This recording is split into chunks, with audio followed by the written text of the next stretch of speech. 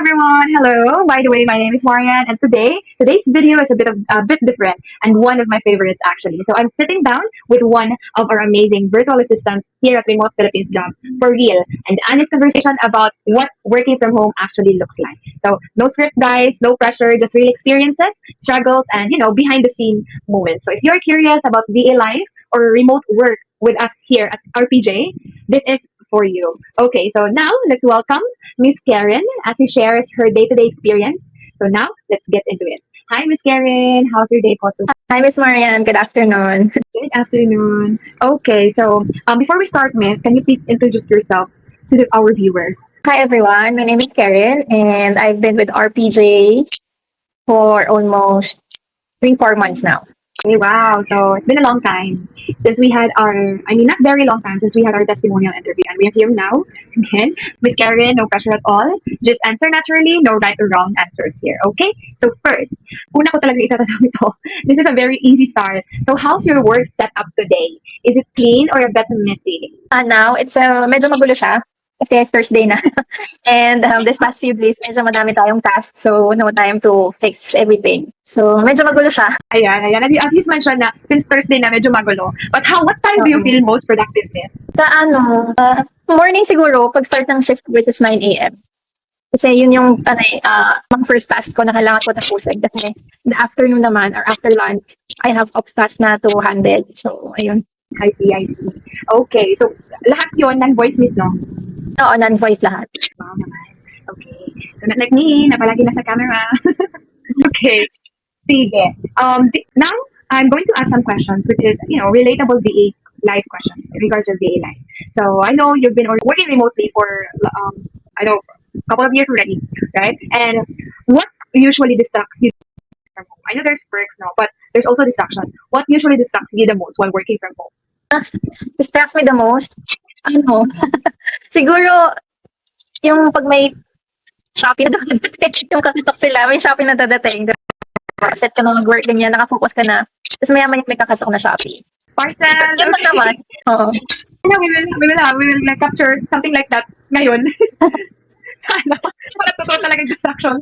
Ganun. Oo, baka maya-maya lang nandyan. Sana we can capture that moment then. Okay. Nakakatawa naman yun. But that's a normal thing and it really happens talaga.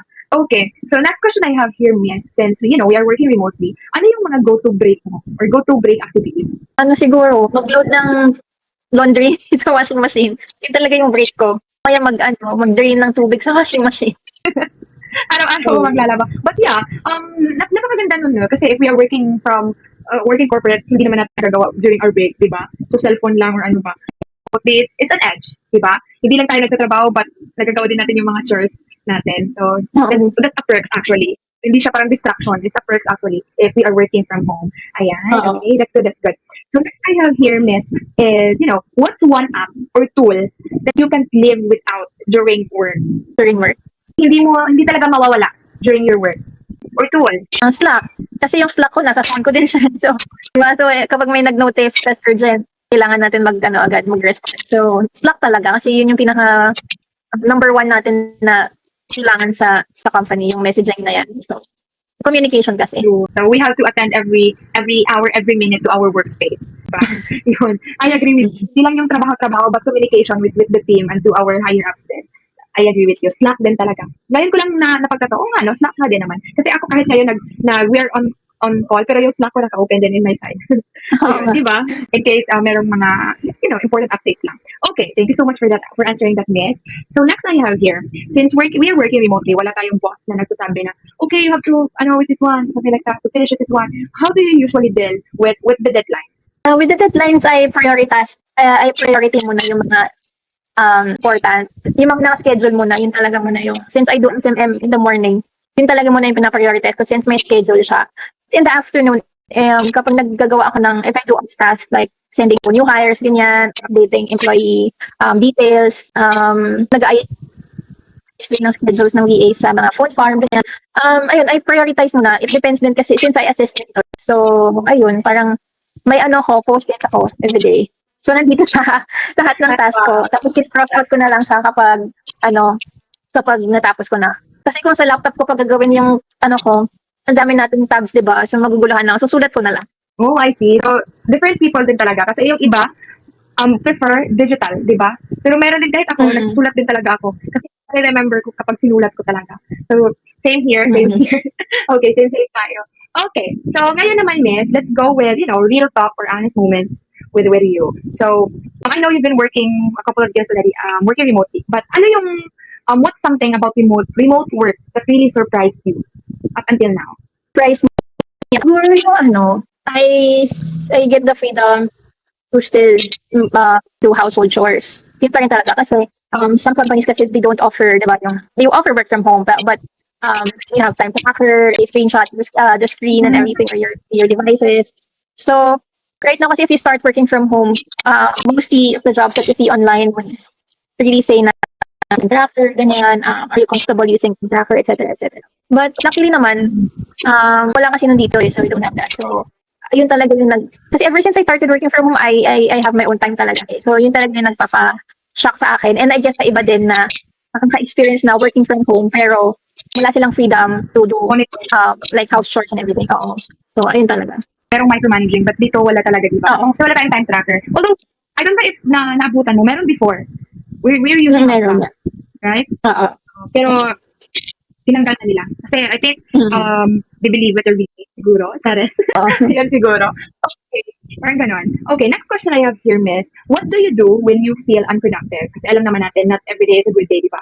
But what would you do when, or had a bad day, you couldn't function? What would you do? Or what do you do when you feel very unproductive? If right now, with the task I have right now, since I started with RPG, hindi ko pa naman siya na-feel na unproductive ako. Kasi, yun nga, I'm enjoying it. Tapos, since I am enjoying it, I'm learning pa.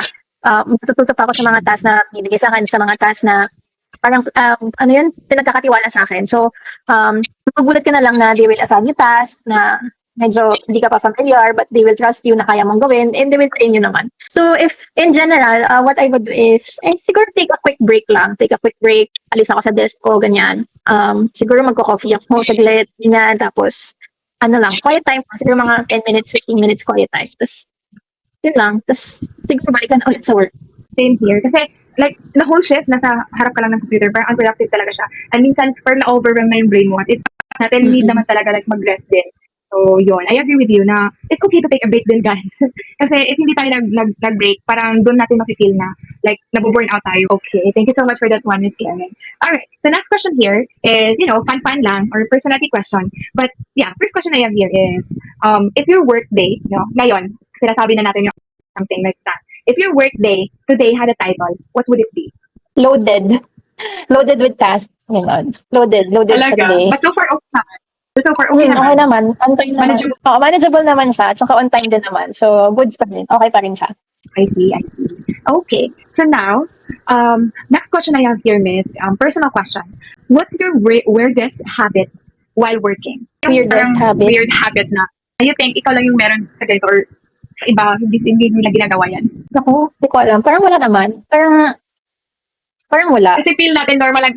Oo, feeling ko wala naman. Kasi wala din naman ako ginagawang kakaiba. Since, makain ako sa desk ko, madami na akong kumakanon. Tapos, feeling ko wala. Parang normal naman ako siguro. Normal lang ang tao kami. Oo, normal lang Kasi naman. yung iba, meron akong isang na-interview, actually, very funny, kasi yung weirdest habit niya while working, kasi since non-voice naman, no, pero humihiga siya while working, super weird.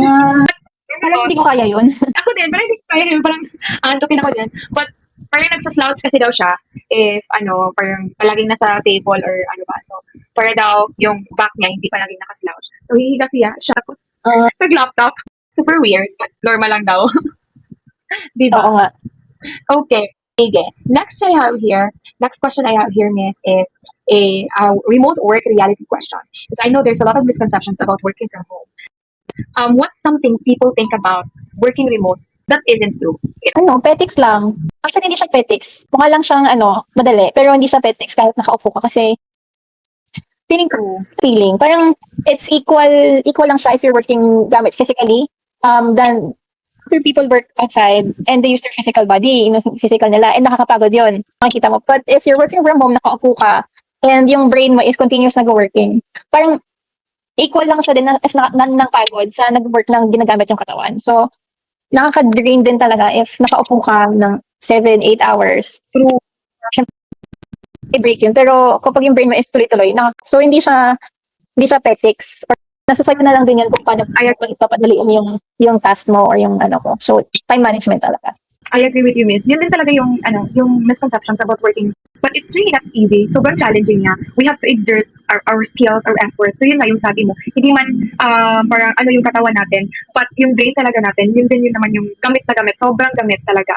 And if ever our brain is not functioning, yun din. Hindi talaga siya madali, guys. Hindi siya perfect lang. Oo. Okay? Siguro, madali siyang sabihin, it's because, yeah, we are working from home. But when we say working remotely, same lang siya working with using our physical body. Ganun lang din. So, as what you mentioned, I agree with you, Miss. Thank you so much for that one. So, yun. Okay, next I have here, Miss, is, since we are working from home, no? Diba? Do you ever feel isolated working remotely? Oo naman. May days talaga or may times na parang gusto mo na lang lumabas. Parang, di ba, I chose to work Monday to Saturday. So, usually Monday to Friday lang, di ba? But I chose to work Monday to Saturday kasi wala din naman akong ginagawa sa Saturday, ganyan.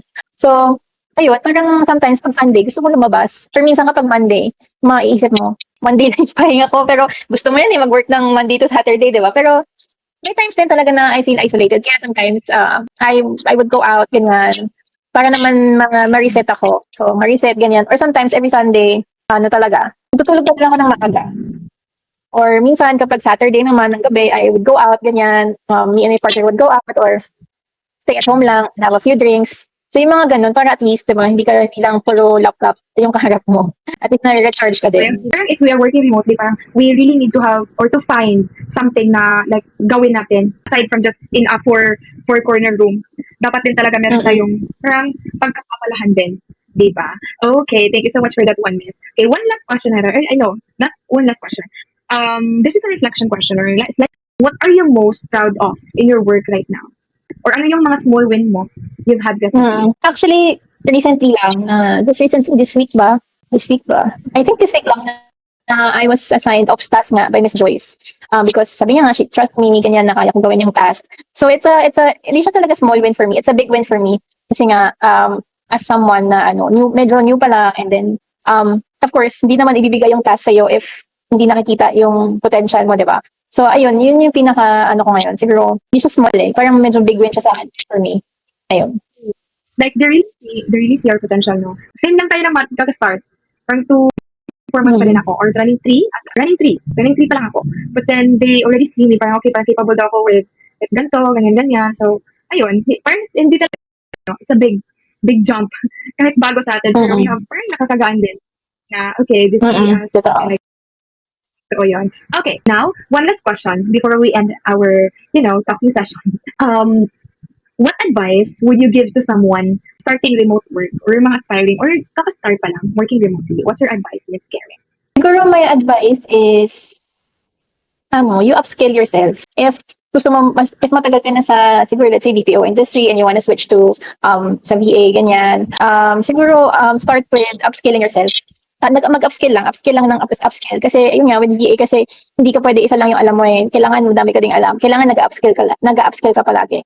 If hindi ka marunong gumamit ng AI, kailangan matuto gumamit ng AI, ng ChatGPT, yung mga ganyan, for you to upskill. So, sa mga, naman, siguro, sa mga, as in like, gusto agad, fresh grads, ganyan, apply lang ng apply kasi you'll have the edge naman and eventually you'll find yung fit na role for you sa VA. Ayun, basta importante lang talaga in general, I would advise is upskill lang ng upskill. Upskill lang yung learnings mo. Kailangan everyday learning, everyday matuto ka. So, ayun lang. True. I agree with you talaga. Kasi yun nga yung sabi mo, na VA, parang hindi talaga siya certain ha, if you will stay with one niche or one skill. And here in RPJ then, parang they allow us to have more skills. Parang tinitrain din nila tayo with more skills. So, eventually, magagamit din natin moving forward in the near future. So, again, thank you so much for that one, Miss Karen. And it's a wrap for today's conversation. So, I just want to say thank you so much for, sharing your experience. I know a lot of people will be able to relate to this also, including me, ha, with your journey, with your experience. So, if you are watching this, everyone, and you are curious, about remote work or becoming a VA, I hope this video, Miss Karen, gave you a real and honest, glimpse of what it's like behind the scenes. And if you feel, guys, that this is something for you, or you want to explore, don't hesitate to reach out or drop a comment. Okay? And we really love to connect with you guys. So again, thank you so much, and we will see you on the next one. Thank you again, Miss Karen. Thank you, Miss Bye. Marian.